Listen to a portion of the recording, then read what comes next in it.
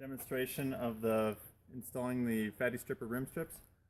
The FattyStripper rim strips is basically latex, super thin and light, plenty wide enough so you put it on your rim, and it essentially lines the entire inside, goes up the bead all the way up and wraps around the outside, and then after the tire's on you can trim it off. So it creates an excellent seal withstands sealant, and I've been running it for over 6 months using these, and have had phenomenal success.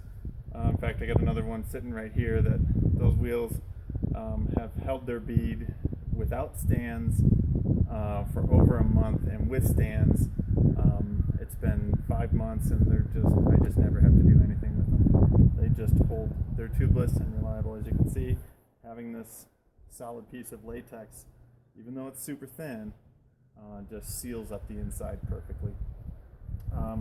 One thing of note of caution: if you're allergic to latex, make sure you wear gloves or have somebody else do this job. You don't need to do it. There's plenty of other people. Alright, well, my wheel is prepared. I've got my inside rim strip. In this case, I just used some 3M reflective material. And I've got my tubeless valve ready to go. I've got some Elmer's multi-purpose spray, super cheap. You can get it at any hardware store, Ace, Home Depot, Lowe's, wherever. I've got some cheap petroleum jelly that I got from Walgreens for 99 cents.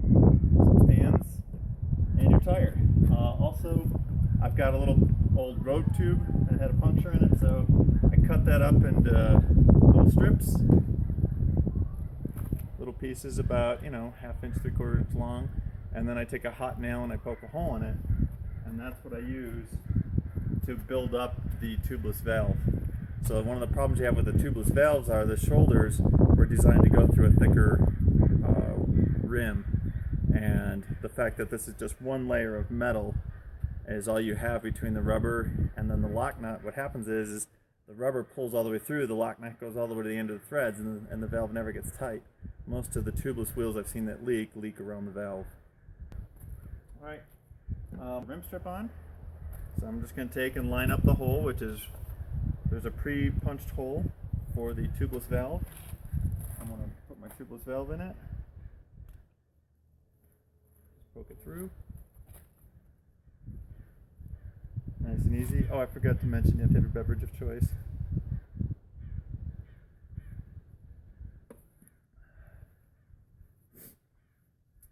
And then just slip your latex over. For those of you who have done tape jobs like Gorilla Tape and the clear duct tape and everything else, I'm done with that. That's why I came up with this system. It just wasn't reliable. The tape was heavy, and it soaked up the water in your sealant over time. And I did a measurement of my Gorilla Tape last time from when I put it on till when I took it off 3 months later, and the Gorilla Tape had almost tripled in weight. It was 2.5 times the weight it was when I put it on.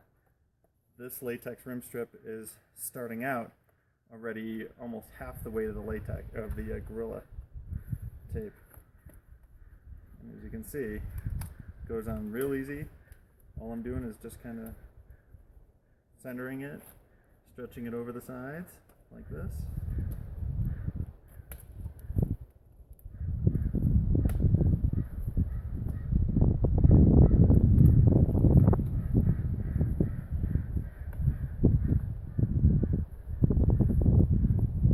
You can just take a look around the outside and you'll see you just have some latex draped over the outside. You don't want to have it super tight. You want to leave it a little loose. And that's step one. Now you could go and proceed from here and put on your petroleum jelly, just a little smear right on the bead, and just go and build up the tires right now. Or my recommendation is to actually use the Elmer's glue, and you just glue the outside bead just a little bit, because what you want to do is you want it to hold that upper edge even after you trim it, and then it lasts longer. That's all. And because it's Elmer's glue and you're putting on just a tiny thin layer, really not adding any weight, it's not any mess, super easy to clean clean off when you're done. It's not permanent. It's just been worked really well for me over this last year. Alright, so now that I have that on, if I want to do the Elmer's glue, I'm going to carefully just roll this back a little bit to expose the bead. Don't pull it all the way back, because you're going to roll it up when you're done. After you put the glue on, you'll see.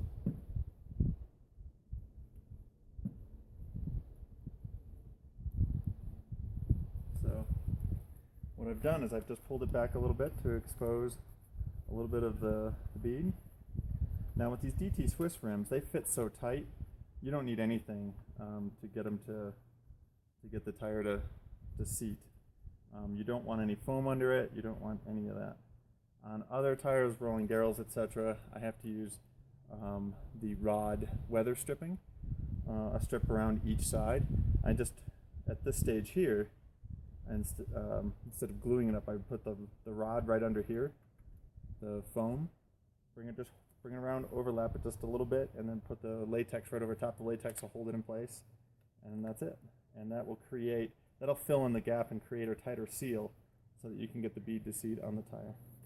And it actually causes it to stay on there longer, better. Everything about it seems to work well. Alright, this is ready for gluing.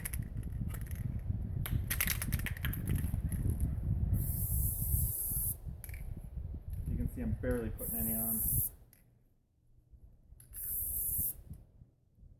I probably just got some overspray on my bike, but even I just roll it up. And see how it's slightly tacky, so it makes this process really easy. And one of the things I'll emphasize is just go slow. This isn't a race. If you do fold it over onto itself, you can separate it, but it's harder. So just take your time and try not to get any wrinkles in there like I just did right there. If you do get a wrinkle, you can just pop it like that. Like a water balloon. Just keep rolling it right up the bead.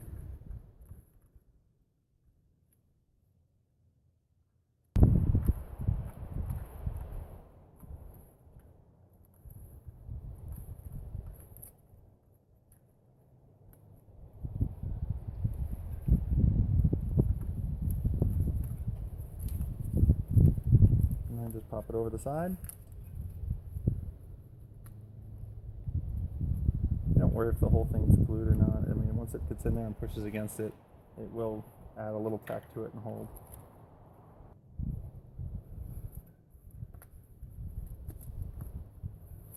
Okay, that's it. So now I'm just going to make sure I get it down in there. Get any of the air, make sure there's no wrinkles in it. And you can see how it just sits in there nice and smooth and thin. Which is what you want. Nothing to catch, nothing to pinch, nothing to tear.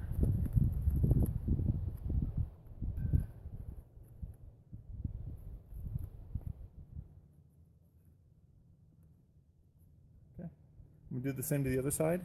Both sides are glued and rolled up. You can see that the latex is just hung over. It holds there nicely. One of the things I'll point out is that you can see it's completely sealed on the inside, including all the holes that are right out at the edge of the bead. And that's another reason that this runs up the bead. It's the only real way to be sure you can seal those holes.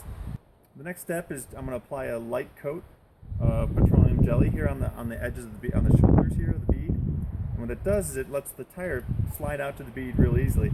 And if you put a little thicker coat on there, it actually creates a seal. I've run these in the winter time with just petroleum jelly, no sealant, for over a month, and doesn't leak at all. Alright, so now I'm going to just take and put a little bit of petroleum jelly on my finger. Dr. River. Alright, I'm just going to ever so slight thin coating all the way around.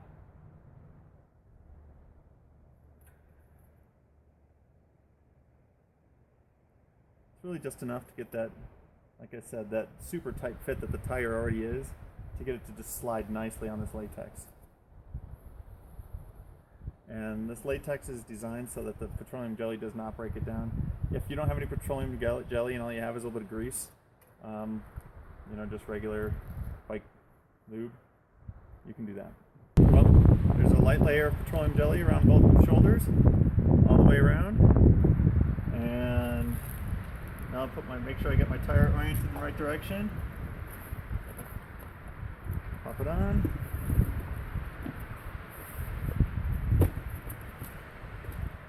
And that's that. I've got a little core removal tool. This is a park tool. Just pull the core out of my valve. This is a critical step. A lot of people talk about how they can't get their tires to seal. And I've been able to seal these exact tires with a floor pump, but you have to pull the core.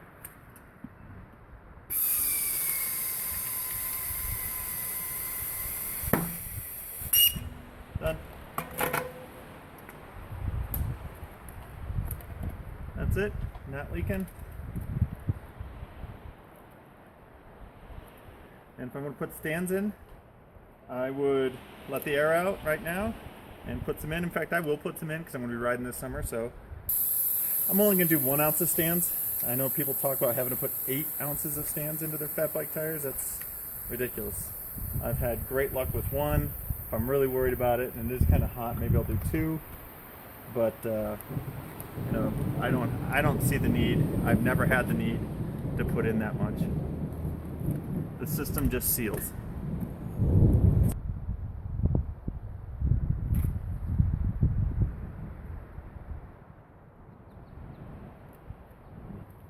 That's about 1 ounce.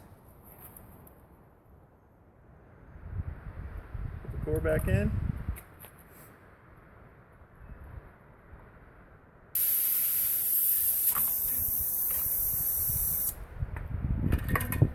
That's about 10 psi, which is plenty.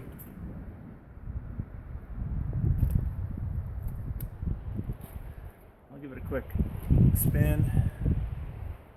Get the juice around inside the tire. And then the old sealant wobble.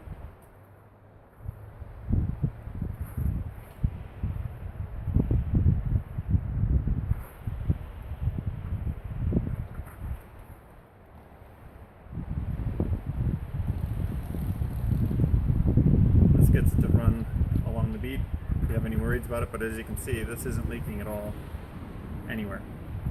There's not a bit of stands showing anywhere around the outside, and I don't hear a leak at all. 1 down, that's it. Alright, one last quick step to do is to trim the excess. You can use either a utility knife or a pair of scissors. I personally like the fabric scissors.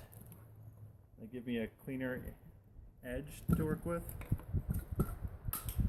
So the trick is you just pull a little tension, and that tension will allow you to cut much closer to the bead than you need to get with the scissors. So I'm just going to start my cut, pull out, and then just slide the scissors around.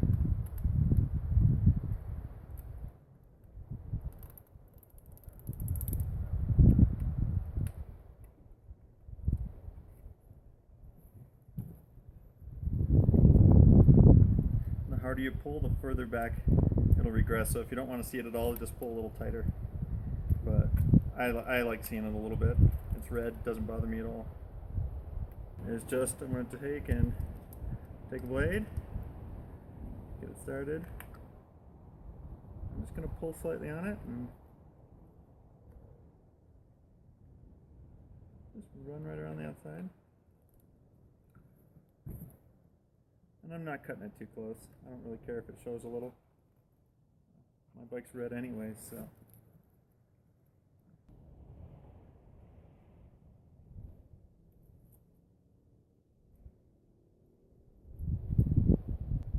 In fact, I think the scissors does a much more consistent job than the knife does. The knife isn't always the smoothest thing, especially if you get a dull blade like I do.